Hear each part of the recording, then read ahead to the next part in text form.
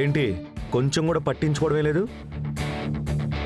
నీకోసం మా నాన్న అంత అడుక్కుంటున్నాడు, ఎలా అయినా ఈ కేసు విత్డ్రా చేసుకోమని అడుగుతున్నాడు. నీలో అసలు చలనమే లేదు. ఇప్పటికీ ఏం మించిపోయింది లేదు. నువ్వు మనసు పెట్టావంటే నేను ఈ కేసు విత్డ్రా చేసుకుంటాను. ఏంటి చూస్తున్నావు? నువ్విప్పుడే వెళ్ళి జాను దగ్గర నువ్వు ఎవరు, ఎందుకు ఈ ఇంటికొచ్చావు, నీకు ఈ కుటుంబానికి ఏంటి సంబంధం, ఇవన్నీ క్లియర్ కట్గా చెప్పేశావనుకో, నేను కేసు విత్డ్రా చేసుకుంటాను. నీకో విషయం తెలుసా? జాను అసలు భరించలేనిది అబద్ధం, ద్రోహం మాత్రమే. అది నువ్వు చేసి ఈ ఇంట్లో హాయిగా ఉంటున్నావు చూసావా? చూస్తుంటేనే రగిలిపోతుంది నాకు. ఇప్పుడు నువ్వే చెప్తావా, నేను చెప్పించాలా? మా నాన్న దశలు తప్పే లేదు అని నేను నిరూపిస్తే అప్పుడు మీరు నా వైపు నిలబడతారు కదా. అప్పుడు ఈ కుటుంబాన్ని ఒక్కటి చేయడంలో మీరు నాకు సపోర్ట్ చేస్తారు. మీ నాన్నే తప్పు చేశాడు అని నేను 100% నమ్ముతున్నా. నేను అడిగిన దానికి సమాధానం చెప్పండి.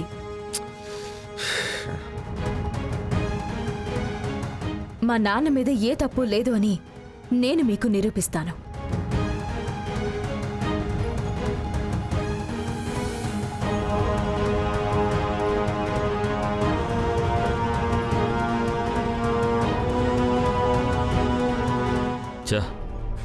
అనవసరంగా ఈ రవి ఒకడు కొత్త సమస్య తీసుకొచ్చి పెట్టాడు. ఆ పోలీసోడు చాలా సైలెంట్గా కనబడుతున్నాడు. రవికి పైగా ఫ్రెండ్ అని కూడా చెప్తున్నాడు. మోసం చేయటం కుదిరేట్టు లేదే. ఏం చేసి ఎంక్వైరీని మనం ఆపగలము? నిజం తెలిసిందంటే కుటుంబం మళ్ళీ ఒకటవుతుంది.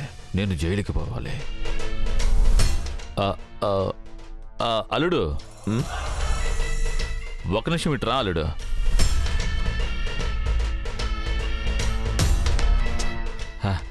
అల్లుడు రా. ఏం మావయ్య? లోపలికి పదా చెప్తాను. విషయం ఏంటో చెప్పండి. రహస్యం అల్లుడు. ఎందుకంటే ఇంట్లో ఏ విషయం మాట్లాడినా బావకి నచ్చదు. అందుకే. ఏంటా రహస్యం? ఏంటల్లుడు సడన్గా అథారిటీ తీసుకున్నావు? ఎవరితోనూ డిస్కస్ చేయకుండానే పోలీసుల్ని ఇంటికి పిలిపించావు? మావయ్య, ఇప్పటికే చాలా లేటు. నేను ఇది ముందే చేసి ఉండాల్సింది. ఇన్ని రోజులు ఆలోచించకపోవడం నా తప్పు. మా నాన్నని చంపాలనుకున్న హంతకుడు, మా నాన్న 20 ఏళ్లుగా కోమాలో ఉండటానికి కారణమైన వాడు బయట హాయిగా బతికేస్తున్నాడు మావయ్య. వదలకూడదు మావయ్య. వాడెక్కడున్నా సరే వాడిని వెతికి పట్టుకొని జైల్లో పెట్టించాలి మావయ్య. జీవితాంతం జైల్లోనే ఉండి చావాలి. అది మాత్రమే కాదు, వాడికి సాయం చేసిన వాళ్ళు, ఇది జరగటానికి కారణమైన వాళ్ళెవ్వరినీ నేను ఊరికే వదలబోవడం లేదు మావయ్య. అల్లుడు కాస్త కంట్రోల్ చేసుకో అల్లుడు. ఎందుకని మరి ఎంత కోపం నీకు? లేదు మావయ్య, జాను ఎన్నేళ్లు నాన్న ప్రాణాలు కాపాడడానికి పోరాడుతుంది. ఈ ఇల్లు అసలు ఇల్లులా ఉండిందా మావయ్య? ఈ ఇంట్లో కొంచెమైనా సంతోషం ఉందా మావయ్య? ఏదో నాన్న మొత్తానికి కోలుకున్నాడు. దీనికి మించి మనం లేట్ చేయకూడదు మావయ్య. అంతే అల్లుడు. యాక్చువల్గా నేను నిన్ను అడుగుదా అనుకున్నాను. ఇన్స్పెక్టరు నీ ఫ్రెండే కదా అల్లుడు? అవును మావయ్య, నాతో పాటు స్కూల్లో చదువుకున్నాడు. అప్పుడప్పుడు ఫోన్ చేస్తూ మాట్లాడుతుంటాడు. ఇప్పుడే మీట్ అవటానికి ఛాన్స్ దొరికింది మావయ్య. ఓహో, అల్లుడు నువ్వేం చేయమన్నా కూడా చేస్తాడంటావు అయితే? ఏం మావయ్య అలా అడుగుతున్నారు? నా కోసం ఏమైనా చేస్తాడు మావయ్య. అయితే తప్పకుండా ఈ కేసులో ఉన్న నిజాన్ని అతను కనిపెట్టేయగల కదా? అది మాత్రమే కాదు మావయ్య, నేనే నేరుగా ఇందులో దిగి ఎంక్వైరీ చేయబోతున్నాను. దీని వెనక ఉన్న నిజమంతా నేను బయటకు తీసుకొస్తాను. నేను దీన్ని వదిలిపెట్టను. అల్లుడు మంచి మాట చెప్పావు అల్లుడు. నేను నీకు తోడుంటాను అల్లుడు. ఏమైనా ఉంటే దయచేసి నన్ను ఒకసారి అడిగి చెయ్యలుడు. ఎందుకు మామయ్య మీకు శ్రమ? నేనే చూసుకుంటాను. అల్లుడు అది ఇంకేం లేదు. ఈ యాక్సిడెంట్ జరిగినప్పుడు నువ్వు చాలా చిన్నపిల్లాడు అల్లుడు. నేను నీకు తోడుగా ఉండేవాడిని. నాకు అక్కడికే అన్ని వివరాలు వివరంగా తెలుసు. అందుకనే నన్ను ఒకసారి అడిగి చెయ్యలుడు అంటున్నా. సరే మామయ్య.